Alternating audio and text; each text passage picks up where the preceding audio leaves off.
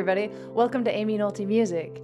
Today, I would like to show you how to play my arrangement of O Christmas Tree or O Tannenbaum. I don't know that I've really given a stride lesson yet on my channel, so it's about time for that. There's some key concepts that I want to teach you today about how to swing really hard when you're playing stride piano and how to add just a little bit of extra something to your playing when you're playing stride. Also, you could see that I was mostly reading that because I have written it out and I have a PDF for you. So if you click the card that's above my head, you can be taken to my website to get a little Christmas present from me to you. Well, you got to pay $5 for it. So it's a Christmas present to both of us. Mama's got to feed her family. So with that, come over to the piano with me and let's work on how you're going to play this song. Even if you don't buy the PDF, you'll still learn quite a bit about stride playing, I think, from this video. Oh, and at the end of the video, I'll play it again and I'll improvise even more and take a solo and everything so you can kind of hear a finished product. All right, the first thing I want to tell you about stride playing is that it's a lot easier than you think it is, really. We've always got chords going by, like that's our main concern with our left hand anyway. And in this song, we have a C6. This is how I've chosen to notate it. It might be different in different places you look. It also might be in the key of F most of the time. I chose to put it in C to keep it a little easier. We have a C6 followed by a D minor 7, followed by a C major 7 with an E on the bottom, followed by an A7 with a flat 9. So the first ones are pretty easy. It's C6, D minor 7, C major 7 with an E on the bottom. Those are all white notes if you notice. So it makes our job pretty easy. Now, the main thing you need to do in stride playing is to hit the root on beats 1 and beats 3. So whenever the chord changes typically, which often happens on beats 1 and 3, you hit 1, you play a chord, you hit the next one, you play a chord, you hit the next one, you play a chord, you hit the next one, you play a chord. That's how it works, and you can do it with one single note if you want. If you want to make it a little bigger, you can play octaves and then play your chord. If you want to make it even bigger, you can play tenths and play your chord. Oh, I have to apologize that my piano's a little bit out of tune. I only tuned it about a month and a half ago, but it's getting cold. So anyway, please don't be mad at me. You can play tenths if you want. You play a tenth and then your chord. It just depends on the size of your hand and how big you want your stride playing to sound. Now let's talk about the chord itself. You can do just about anything as long as you play notes that sound good. So the first place I've got you going is to here to play this C6 chord, and you'll notice that I have the root in my voicing, and I also have the fifth in my voicing. And these are things that when you're playing rootless piano voicings with your left hand, I typically steer you away from playing the root, because usually the bass player takes care of that, or you take care of it. But in stride playing, you can't just play rootless voicings and expect it to sound as good. You kind of have to, I don't want to say dumb it down a little bit, but I guess that's kind of what it is. You kind of have to reiterate your root in order to sound like Scott Joplin, right? Or Jelly Roll Morton, or any of the, Teddy Wilson, oh my gosh, any of the great stride players. That's more or less what they would do. And sometimes they wouldn't even add that extra note. In the case of Scott Joplin, you won't see sevenths and sixths and ninths. In my case today, you will see those things. But I mean, think about that when you're playing Scott Joplin, right?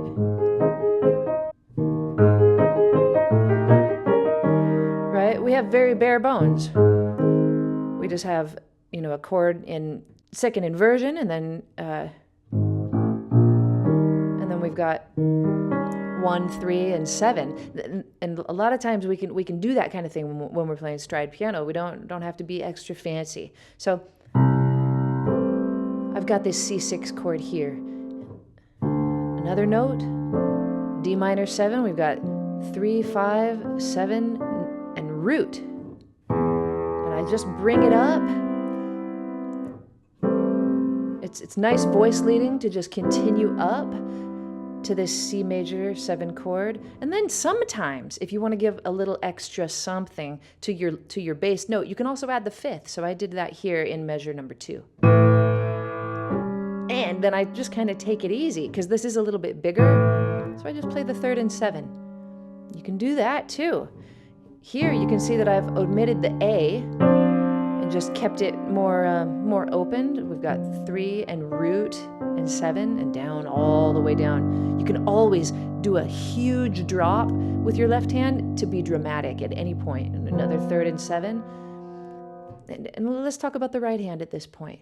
But this is the basics of playing stride piano. So let's say, say that you want to play heart and soul, right? Instead of doing the old like this, you could.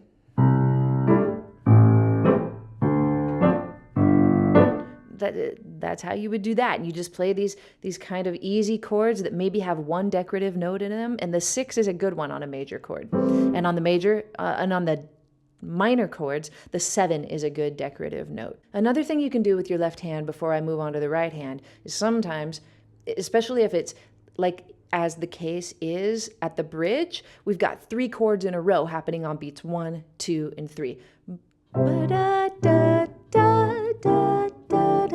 So all 1, 2, 3, 4. That's how that is happening. And just to give it emphasis, I just take my octave down like this. And then I hop up. So in times when you've got chord, chord, chord happening, don't worry about playing a chord with your left hand. You just have to play the roots. And I could have done that, but I chose to make it a little bigger with an octave. Could have done 10ths if I could reach them. I can reach that one, but I can't reach these 2. If you can reach them, go for it. That would sound fantastic. I could have just played the melody and it would have sounded pretty good.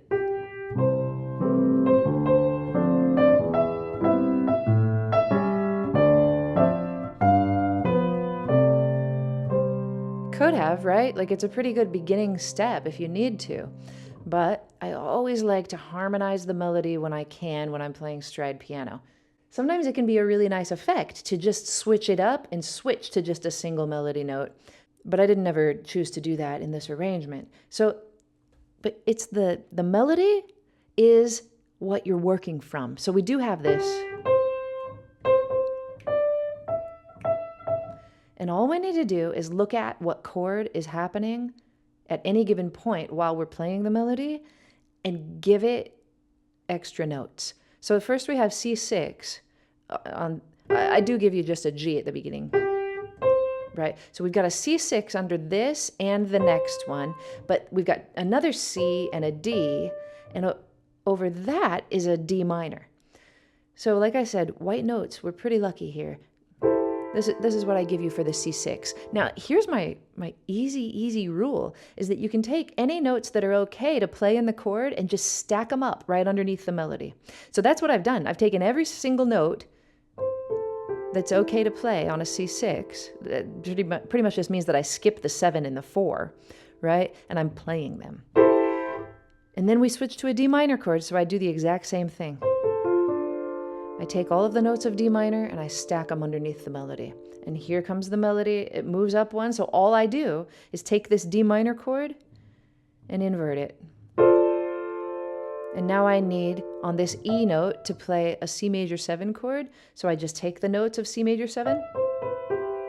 I mean, I did skip the 9, which is typically okay, but like I said, even with the right hand, we're going to need to simplify just a little bit. So in cases like on C major 7, where we might normally play a 9 or a 13 or the 6, those are the same note, 13 and 6. You can pretty much call them by either name. You take the simple notes. The notes that you would learn if you were a classical musician, for the most part, at least here. That won't be the case in a second. But I keep those for Christmas tree. Now, here we're switching to an A7 chord, and I chose to add a flat 9 because I think it sounds good. So all I did was I take the melody note and I stack up the notes of A7.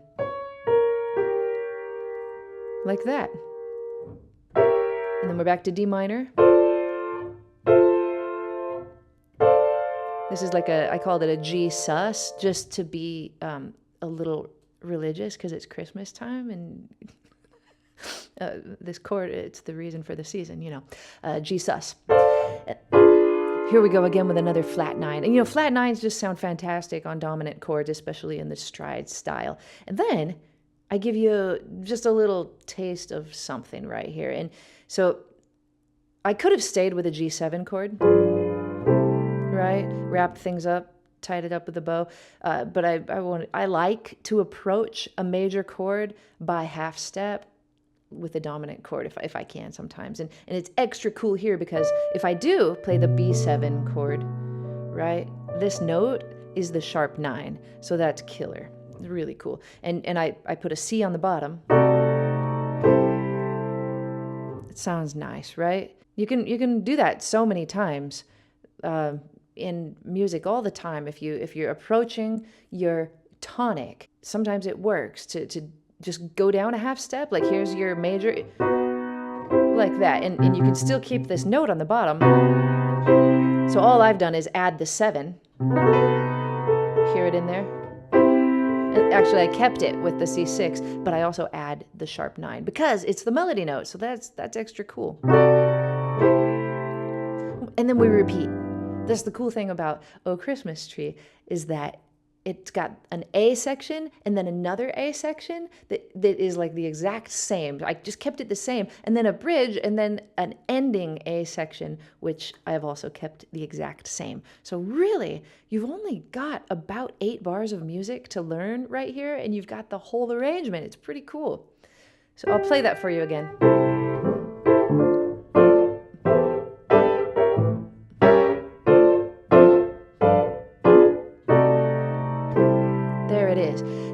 The first time through, I want you to play it pretty straight like that. But the second time, I want to try to show you how to lay back a little bit and syncopate a little extra hard to give it like just some awesomeness. I don't know how else to explain it.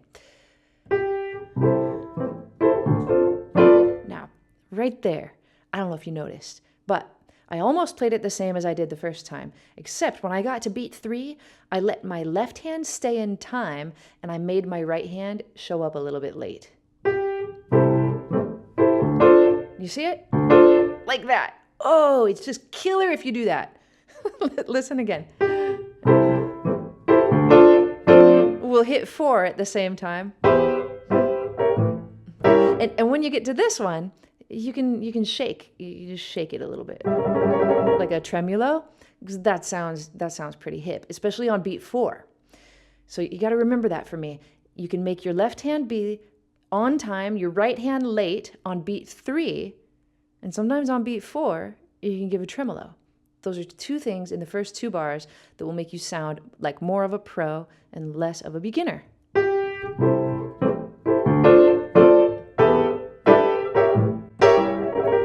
In that time, I totally stabbed this note before beat 4, and you can choose to do that too. So I broke my rule. I said beat 4 was hip, but also the and of 3 is hip too. So, right, let's see, 2, 3, okay. And let's see what I don't even know if my left hand hit it exactly on that, or if I let my left hand be on beat 4. I can't remember. Oh no, left hand in time. So that's a pretty important rule, is to keep your left hand in time. And you can give a little more weight to things if you want, especially the second time. But I kind of like to just be a little bit bouncy with it. A little bit lackadaisical, because that feel will come through when you're playing. So you can hammer it if you want to. It depends on your style. But I don't hammer it most of the time. Unless maybe it's the last time through or something and I want to bring it home. All right, so we've got that tremolo.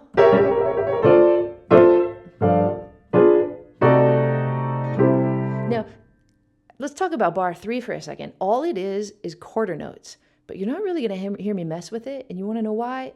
I talk about it in my video called How to Freaking Swing. It's that there's really no way to swing harder than playing quarter notes. That's why a bass player swings.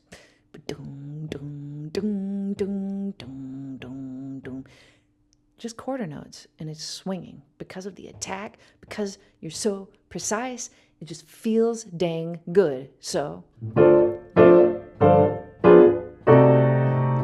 that's my advice to you. Whenever you've got 4 quarter notes in a row, just hit them right in time. You don't even have to worry about accents. Just accent every one of them, and you're going to swing super hard. Okay, here's the second ending. And now, I gave that low G just to like give you a little, I guess, pizzazz or something. You don't have to hit it. It's a little hard to hop up, but you can do it. And then we've got this right hand here, and I just keep doing the exact same thing. I take the chord, I put it underneath the melody note, and you'll be surprised when you start trying to do this. I think you'll be a lot quicker at it than you think you'll be. So if you see a C6 9, go ahead and just play every note, right? Again, I'm skipping the 4 and the 7. That's a common thing to do on a major chord. You play every other note. We've got a E half diminished or E minor 7 flat 5 chord with a B flat on the bottom. So I just use those notes, just, you know, like you were a classical player and you got taught how to play the minor 7 flat 5 chord. Happens sometimes. We don't add any extra notes like we might in jazz, right? We don't really need to. Not often anyway. Here's what I chose for my A7 flat 9. So I did skip the G, I suppose not for any reason at all. You could add it. Except that it takes away from the melody, doesn't it? As soon as I did that, it was fighting the melody note. So maybe that's why instinctively I just kind of left it out. Here I did something kind of, I don't know, special or cool. All I did was I knew that we've got a D minor chord for reals. It should be a D minor chord. Right, that's what it should be. And I also spiced up the melody. It should go. But that's just a classic jazz rhythm. So I put it in there. And I also wanted to play with the D minor, make it just a little bit cooler. So instead of just playing D minor, on every note that fits the A7 flat 9 chord, like the G and the E, right? Those are in that chord. I play A7 flat 9 chord because it resolves so nicely to D minor, right? And again, and I just stack them as close to each other as I can. Now we've got a D minor 7 flat 5 chord, and here I decide to go for a G13 flat 9. Again, I skip the 7 here because it might fight with the melody, and I put it in the left hand. So instead of just having one note with my left hand, if I realize that I've skipped the 7 in my right, I can add it in my left. And as you start playing more confidently, I think you'll make that decision without even really having to think about it. And here I just decided to do a little drop 2 treatment. You can learn this kind of thing from so many players. Barry Harris teaches it a lot. And what you do is instead of, I wanted to do the same thing for this C chord. Instead of going and playing just C major, I wanted to border that C somehow, so I chose an F minor 6 chord. Like that. And again, I echoed the rhythm from above. Da, ba, do, ga, ba, ba, boo. I wanted to do it again. Da, ba, ba, do, da. And since I had already given that treatment, I wanted to echo it, so I have some continuity. But I didn't want to do it the exact same way, so I gave it this drop 2 treatment. What I could have done is this. Like that. I could have stacked everything, just like I've been teaching you, as close to the melody as possible. And I could have just played stride piano. Would have sounded just fine. But to break it up just a little bit, all you do is you take what's the second voice from the top. So this is how my chord would have been. It is like this, you can see. But if I take that second voice out and drop it to the bottom, I have what's called a drop 2 voicing. So instead of, when I have a D and a C here, I put the D and the C here. You see how it opens things up? It makes it sound so cool. So we go from playing stride to just this tiny little drop 2 section, and I think it's really nice.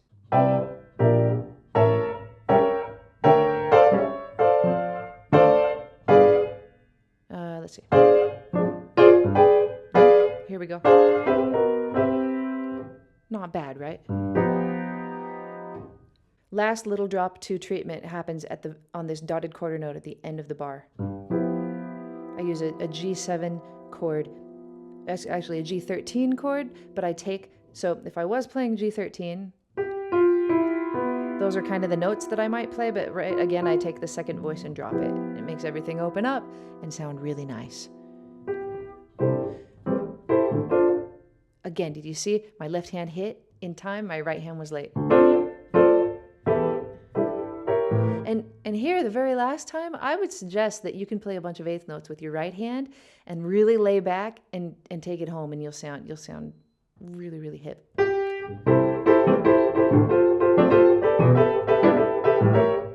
Like that. So left hand, right in time.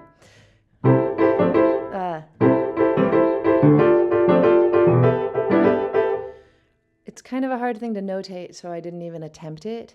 I don't know if you can feel it. I just lay back with that right hand.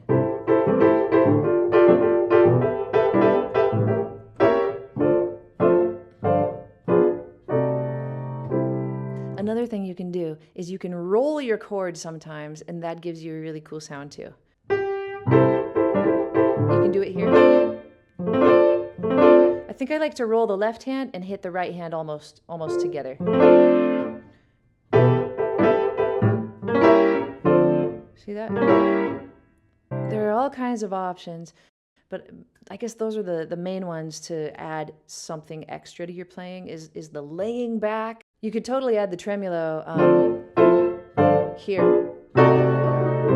I don't like that so much, but you could. You could also do it there.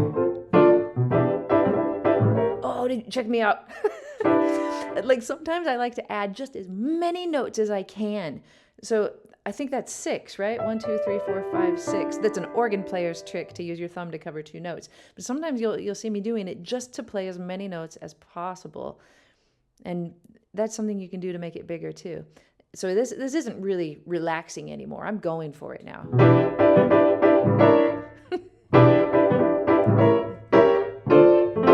I did it again here. I add the 11 with my thumb. Play with it a little bit. You know, notice the parts that you like. If you hear a little something extra that you want to try, just give yourself some context and stop where you hear the thing that you want to try. Like maybe you hear an extra note. Maybe you don't want to play a G7 flat 13 on the second ending. Maybe you want to go, and you hear another note. Maybe you hear the flat 9. Right? Maybe you hear that in there. Maybe you hear a flat 5 in there. Where would that be? Right? As long as you resolve it to here or to here, it'll be okay. So let yourself, make some changes to what I did, because I think that then you can personalize it a little bit. But I think this will give you a good starting off point. Don't forget with your left hand, you can play simple chords with the notes as close together as possible, or you can just play thirds and sevenths sometimes too. I wouldn't suggest it on a major chord. I don't think that sounds good. But a minor chord is okay, and a dominant chord is okay. Major chord, though, it's a little stark. Instead of playing a major 7 chord on major chords, I most often will play a 6 chord or a 6-9 chord. It just has that stride sound a little more. You could add that if you wanted, play a 6-9, but like I said, I'd like you to keep the roots in these chords for the most part. Oh, I'm so sorry my piano's out of tune. Please don't hate me.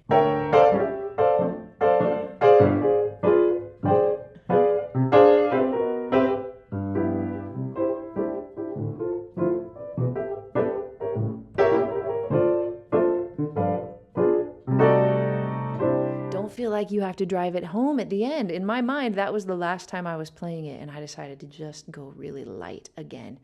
Make up your own mind about it too, though. All right, I said I would play you out, and I will. Let's do this.